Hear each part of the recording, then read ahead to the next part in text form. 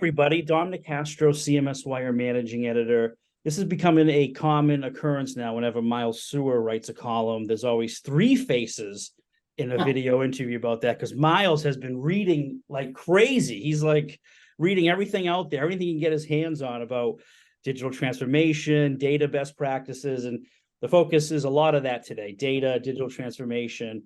So we have Myles Suer here from CMSWire, a contributor. And the other face is a new face to us, Leslie Owens, one of the authors of Data is Everybody's Business, the Fundamentals of Data Monetization. How about a quick, just like everyone shout out how they're doing? How you doing, guys? Great. Great. Okay. Now we're official, ready to go. Myles, let's start with you. The genesis of today's column. What was the inspiration? Obviously, the book's the inspiration, but what was the inspiration to really dig into this book and then tell our listeners and readers about it? For a long time, we've all known that data is critical to a business, but it seems to have had two different stories. It had a story that had to do with how do you make better decisions, and then it had a story over here, which was about digital transformation. And nobody has really looked at exhaustively in terms of how does data power the business?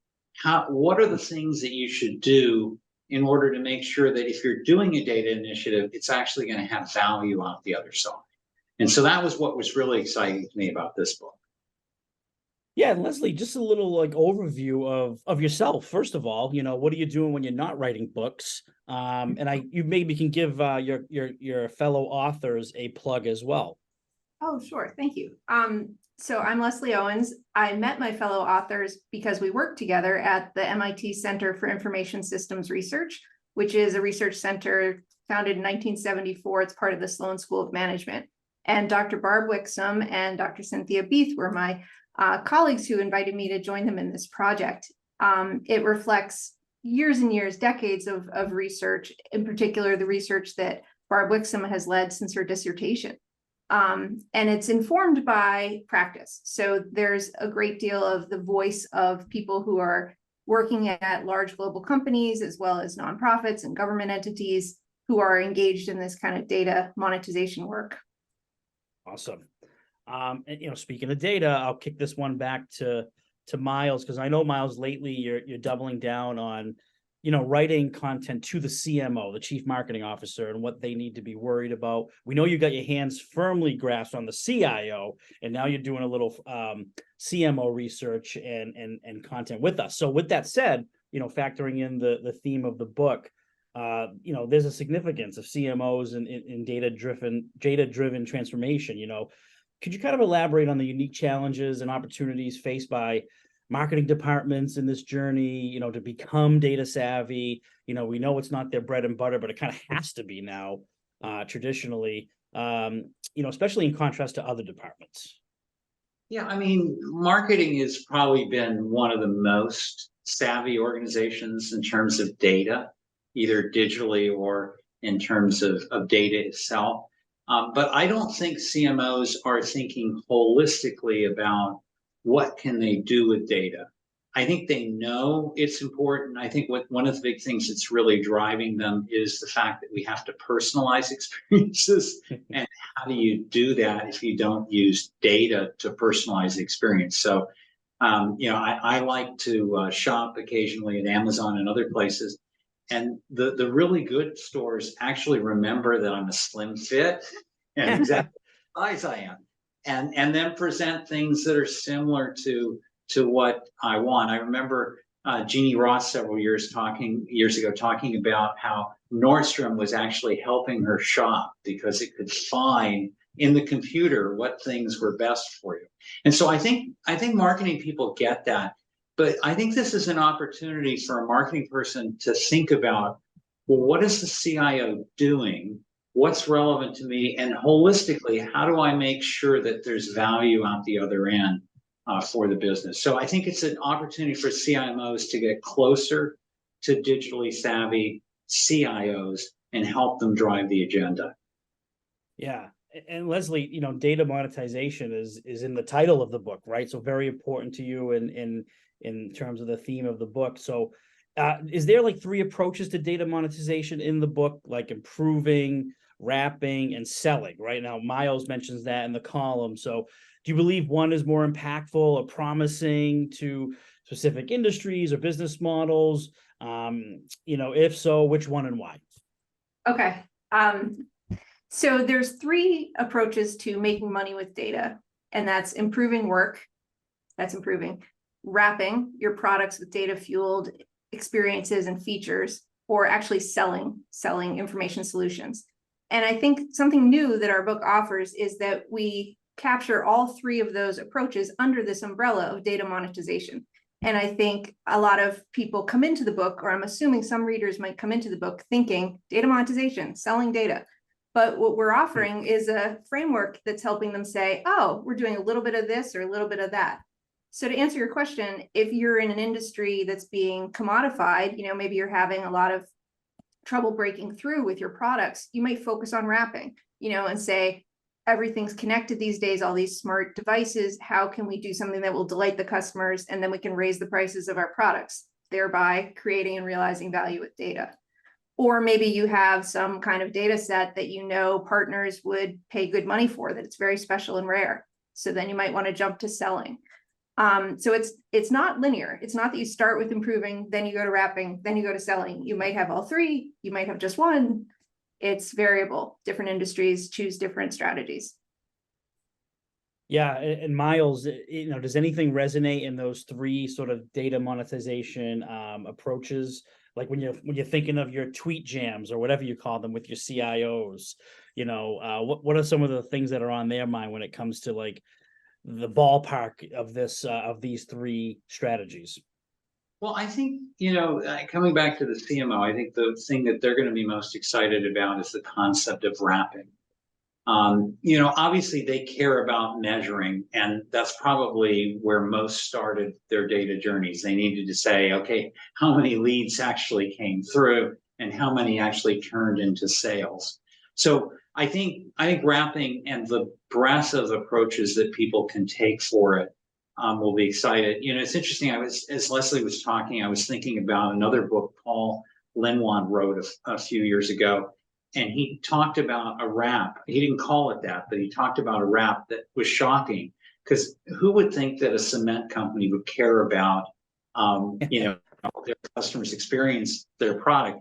But Cemex, which is a Mexican cement company, discovered that its customers wanted to buy cement on an app because they'd had that experience as consumers. And so suddenly they had to create a customer experience wrap for the cell phone, so people could order cement and know where it was and all of those kinds of things. So I think CMOs, the depth of thinking and the examples for wraps in particular are going to be highly interesting to CMOs, because that's the business they live in. They live in digital experience. What are my opportunities to win and for the business to win as it transforms? Yeah. And then all these concepts sound great and everything. And then there's the communication to the stakeholders, right? And actually getting buy-in. So this one's for Leslie, how can leaders effectively communicate the value of data monetization, like to different stakeholders, especially those who might be skeptical or unfamiliar with sort of any kind of data-driven strategies? Mm-hmm. Well, we hope that they'll use the book, honestly. We can imagine a world where people at a certain leadership level or with their direct reports might together read the book, ask these kinds of questions of each other, do the capability assessment, and continue to reflect on where they are around their maturity around this topic. A lot of what people struggle with, I think, is the language problem, that data experts are in one camp and domain experts, maybe that would be the marketers, but also sales, operation, product managers, et cetera, that they don't have that bridge. And so we address that in the book and talk through ways to connect data and domain people. Maybe you have innovation in one pocket of the company and you wish that it would spread. So there's different diffusion mechanisms you can use. Or maybe you're trying to stimulate innovation in the first place. People feel locked up and don't feel free, or maybe they don't think their data is ready. So we talk through how to unleash and motivate people to participate in this thing we call a data democracy. Yeah. One of my favorite ideas that you had in the book, because I just thought putting it in colors really helps. Oh, yeah. And and I think this is a great one for a CMO or a CFO. It really doesn't matter, but I'll focus on CMOs. Be greedy. Go get a bunch of data people from the data team, which is hopefully centralized, but go get them to come into your team. And the idea is that if the data people are red and your people are blue, that if you get them intermixing, you're going to create a purple population. And the really get a data democracy, have high purple populations. That's right. We call them purple people. And, I think another kind of stumbling block for people is that they have this hesitation that they think, I can't trust my data. I can't find my data. I'm not sure if it's, if the governance policy will let me use my data. And so part of what we're offering in the book is ways for those data people and those domain people to work in a cross-functional team and just start doing something locally. And through that work of a local improving initiative, wrapping initiative, selling initiative, they'll be building up the practices that are strengthening their capabilities that then are going to advance the whole movement of other people within the organization also being more successful, being more efficient, being less afraid. Yeah, It's incredible. Go ahead, Myles. Yeah, I was just, it was something I took out of it because the article is actually getting a little long. But I have a friend who is at a major life sciences company. Mhm. The way he succeeded in introducing things like data catalog was he got the group that was the most analytical to start using data, and he got them using it, and then they started talking to other groups, and then it organically spread. But he started with one group and made them purple as can be, and used, and the rest of the organization started, and then he got a promotion to running everything for the entire organization that has to do with data. Well, I'd add to that not only it sounds like is he affecting the people, but he's affecting the data itself. And so we talk in the book about converting data into data assets. So you're making what is today just loose random data and starting to add value to it and add context to it and help, or actually decontextualize it from its particular use in the original setting, but you're helping it be put to use in other initiatives. And so the action of working with data is not only increasing people's expertise, but you're building the data itself so that it can be reused and trusted and other things. Leslie, would there be a chief target audience for you, like a chief role in the, because I'm always fascinated by different roles, who's leading what. Of course, we talked about CMOs today. One of our personas that we care about at CMSWire is Chief Data Officer. Yep. So that has to be one that can benefit from the literature out there that you guys put out. Yeah. We have everybody in the title, so it's data is everybody's business. So okay. Target audience for the book Throw them all is, in. it truly is big, small company, nonprofit, government, large global company, frontline employee, board member, but each one's going to take different things. And so we talk about the risk and the ownership dimension to these different initiatives. So if you're taking on a wrapping initiative, is it the product owner and what are they going to assume in terms of carrying that responsibility of truly realizing the value from the successful completion of the thing that you do.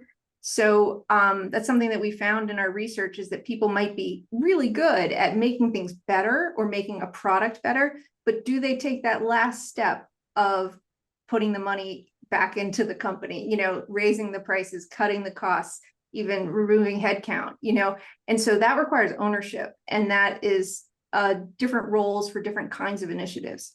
And then there's a question of leadership, which you're also getting at around what does the CDO do? And how do I fit in a data monetization strategy within a business strategy?